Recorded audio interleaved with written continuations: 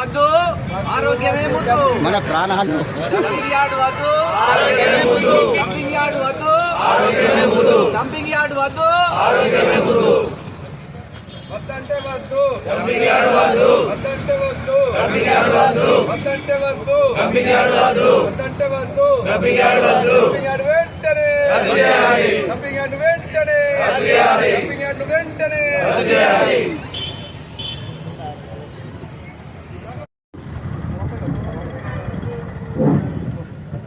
గౌరవనీయులు పెద్దలు జేఏసీ అధ్యక్షులు ఈశ్వరన్న గారికి మరియు వారితో పనిచేస్తున్న టీం అందరికీ మరియు వీరికి విచ్చేసిన అన్నా తమ్ముళ్ళు అక్కా చెల్లెలు అందరికీ కూడా పేరు పేరున నా నమస్కారాలు తెలియజేస్తా ఉన్నాను.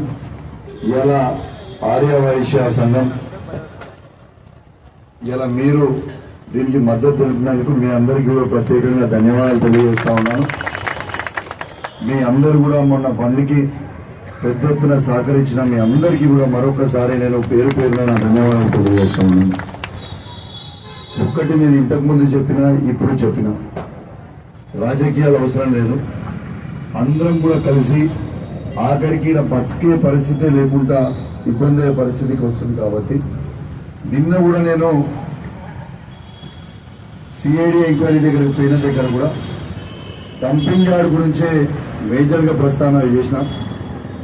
మీకు నా మీద కోపం ఉంటే నన్ను ఇక్కడ ఎలాడించండి, కానీ దయచేసి మా హుజరాబాద్లో మాత్రం డంపింగ్ యార్డ్ మాత్రం ఎత్తేయండి అని నేను కూడా చెప్పడం జరిగింది. నేను ఒక్కటే చెప్తున్నా, ఖచ్చితంగా రేపు పొద్దున బీజేపీ వాళ్ళు దీక్ష చేస్తామని ఇంతకుముందు ఈశ్వరన్న చెప్పిండు. 100% నా మద్దతు ఉంటే ఆ దీక్షలో వాళ్ళకు కూడా వచ్చి కలిసిపోతారు. తప్పకుండా వాళ్ళకు కూడా మద్దతు తొలిపోతారు. నేను దయచేసి ఒకటే కోరుతున్నా, మన హుజరాబాద్ ప్రజల జీవితం ఇది. శాశ్వతంగా హుజరాబాద్ ఖరాబ్ అయిపోతుందంటే ఎవరో ఊపుకునే ప్రసక్తి లేదు.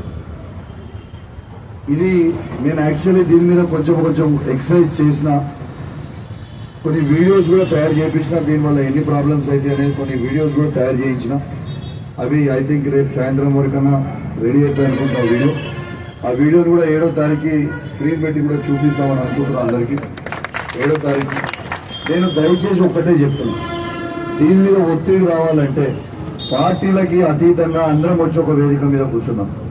ఇప్పుడు రేపు బీజేపీ వాళ్ళు అనౌన్స్ చేస్తా ఉన్నారు 24 hours. నేను టీఆర్ఎస్ పార్టీలో ఉన్న ప్రతి కుటుంబ సభ్యులు కూడా వచ్చి దానికి మద్దతు తెలుపమని కోరుతా ఉన్నాను. నేను కూడా ప్రత్యేకంగా వచ్చి మద్దతు తెలిపిపోతాను ఖచ్చితంగా.